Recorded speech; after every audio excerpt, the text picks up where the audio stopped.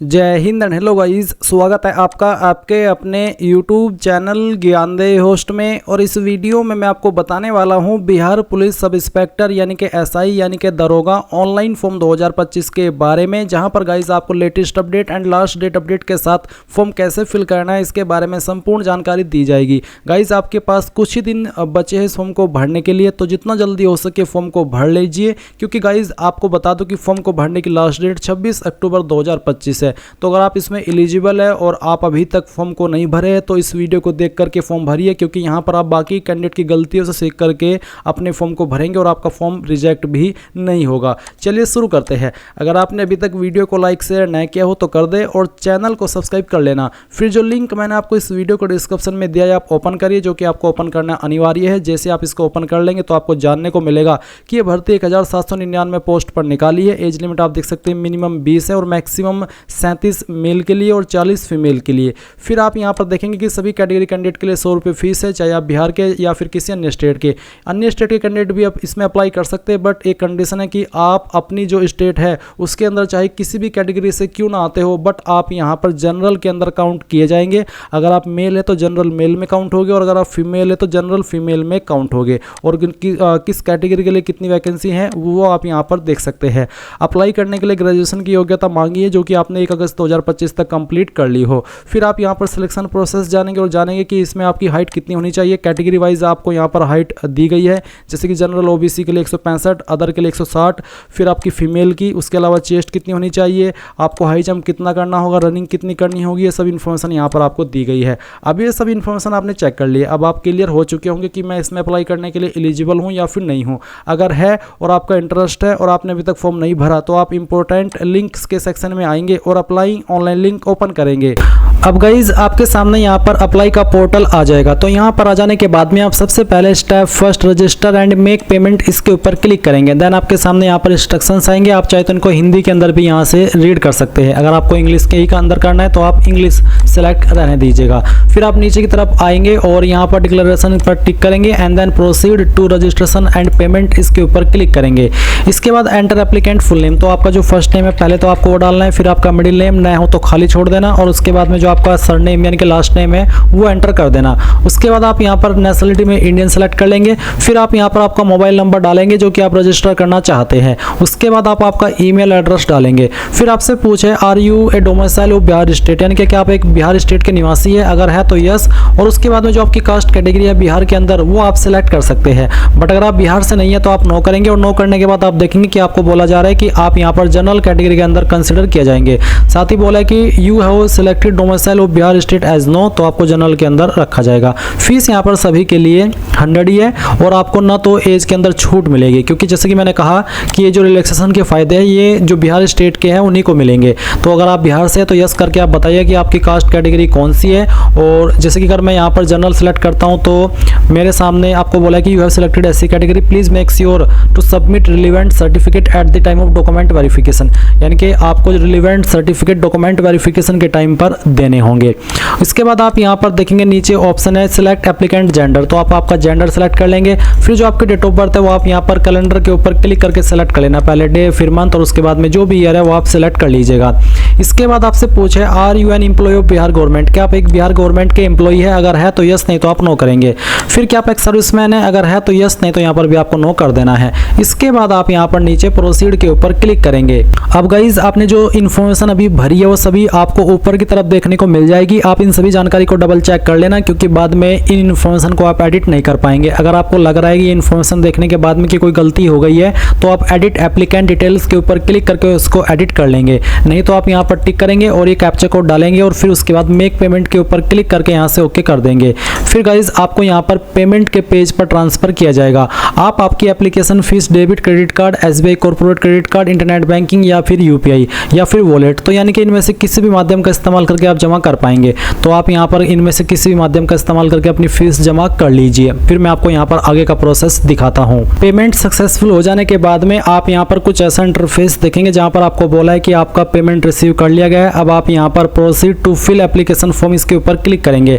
मैं आपको एक चीज़ और बता दूं कि अगर आप देख रहे हैं कि यार जो मैंने इसमें फॉर्म भरा है और वो गलत हो गया है, तो आप कैंसिलेशन फॉर्म के ऊपर क्लिक करके दोबारा से अपनी फीस को दे करके सभी डिटेल दोबारा से भर सकते हैं। आप नया फॉर्म नहीं भरेंगे, आप इसी फॉर्म को कैंसिल करके दोबारा अपनी फीस पे करके अपना जो फॉर्म है वो दोबारा भर सकते हैं। यानी कि आपको एडिट का मौका नहीं मिलता, आप इस फॉर्म को कैंसिल करा करके दूसरा फॉर्म इसी लॉगिन डिटेल से भर सकते हैं। तो चलिए अभी हम यहाँ पर proceed to fill application form इसके ऊपर क्लिक करते हैं और यहाँ से ओके कर देते हैं। अब आपके सामने फिर से इंस्ट्रक्शंस आएंगे। आप यहाँ पर नीचे की तरफ आइए, डिक्लेरेशन पर टिक कीजिए और proceed to fill application form के ऊपर क्लिक कर दीजिए।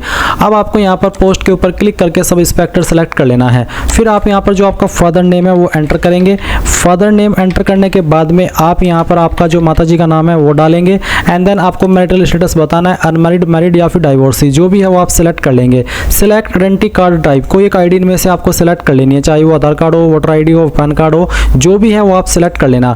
अब जो भी आईडी आपने सिलेक्ट किया उसका नंबर आप एंटर आइडेंटिटी कार्ड नंबर वाले सेक्शन में फिल कर देना। इसके बाद में यहाँ पर एक सवाल है कि are you a ward of freedom fighter, यानी कि क्या आप जो स्वतंत्रता सेनानी हैं उनके आश्रित हैं? अगर हाँ तो यस, नहीं तो आप नो करेंगे। फिर एजुकेशनल क्वालिफिकेशन डिटेल, तो सबसे पहले आपको 10वीं की जानकारी देनी है। 10वीं आपने कौन से इंस्टीट्यूट से की है, यूनिवर्सिटी से की है, उसका नाम देंगे। बेसिकली इसके ऊपर ना तो इंस्टीट्यूट एप्लीकेबल होती है या ना यूनिवर्सिटी, तो आपको यहाँ पर आपके बोर्ड का नाम एंटर करना है, जिस भी बोर्ड से आपने आपकी 10वीं की है। फिर जो आपका 10th का सर्टिफिकेट नंबर है वो आप यहाँ पर डाल देंगे। फिर सर्टिफिकेट इश्यू डेट या फिर पासिंग ईयर एंड डेट, यानी कि कब आपका सर्टिफिकेट इशू हुआ है वो डेट आपको यहाँ पर इस तरह से सिलेक्ट करनी है। या फिर यहाँ पर आपका पासिंग ईयर एंड डेट भी आप दे सकते हैं। अगर आपको एग्जैक्टली मालूम नहीं है तो आप एक एक्सपेक्टेड डेट भी यहाँ पर दे सकते हैं। बट 10वीं का सर्टिफिकेट तो आपके पास होगा ही और उसके ऊपर सर्टिफिकेट की जो डेट है वो भी होगी। फिर आएगा आपका ग्रेजुएशन, तो आपको यहाँ पर बताना है कि कहाँ से आपने आपकी ये जो ग्रेजुएशन है वो की है, तो उसका पूरा नाम आप यहाँ पर इस तरह से एंटर कर देना। फिर आपको पासिंग सर्टिफिकेट नंबर देना है। और गाइज यहाँ पर बहुत सारे कैंडिडेट ऐसे होंगे जिनकी अभी जो ग्रेजुएशन है वो डिग्री तो होगी बट सर्टिफिकेट नहीं होगा, यानी कि वो मार्कशीट अभी अवेलेबल है, प्रोविजनल डिग्री होगी बट सर्टिफिकेट नहीं होगा। तो ऐसे में यहाँ पर अगर आपके पास मार्कशीट है तो मार्कशीट के ऊपर जो नंबर होता है वो आप डाल सकते हैं। और अगर वो सब भी अवेलेबल नहीं है तो आप यहाँ पर NA लिख सकते हैं, NA यानी कि नॉट अवेलेबल।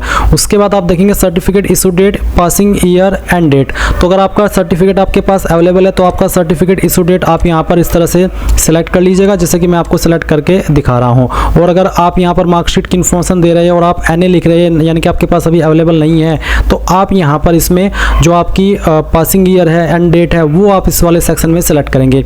अब आती है पोस्ट ग्रेजुएशन यानी कि PG। तो अगर आपके पास है तो आप सेम वे में आपकी यूनिवर्सिटी का नाम देंगे, passing certificate number and then आपकी डेट की कब आपने पास की है। फिर आएगी एड्रेस डिटेल, तो परमानेंट एड्रेस आपका क्या है वो आप भर देंगे, जैसे कि हाउस या फिर फ्लैट या फिर प्लॉट नंबर, स्ट्रीट, मोहल्ला, village, town, nearest post office, आपका स्टेट, और उसके बाद में आपकी डिस्ट्रिक्ट कौन सी है वो डिस्ट्रिक्ट आपको सिलेक्ट करनी है और अपना पिन कोड डाल देना है। फिर एक सवाल है कि whether it is a same as permanent address, यानी कि क्या आपका प्रेजेंट एड्रेस और परमानेंट एड्रेस सेम है। अगर सेम है तो आप यस कर देना, अगर सेम नहीं है तो नो करके अलग से इस तरफ आपका कोरेस्पोंडेंस एड्रेस में प्रेजेंट एड्रेस फिल कर देना। इसके बाद आप यहाँ पर देखेंगे डिक्लेरेशन ऑफ क्रिमिनल केसेस, तो कुछ सवालों के आंसर आपको करने, जैसे कि पहला सवाल है कि क्या आपको डिब्रेड किया गया या ब्लैक लिस्ट किया गया UPSC, SSC या फिर किसी अन्य स्टेट के PSC द्वारा। अगर हाँ तो यस, नहीं तो आप नो करेंगे।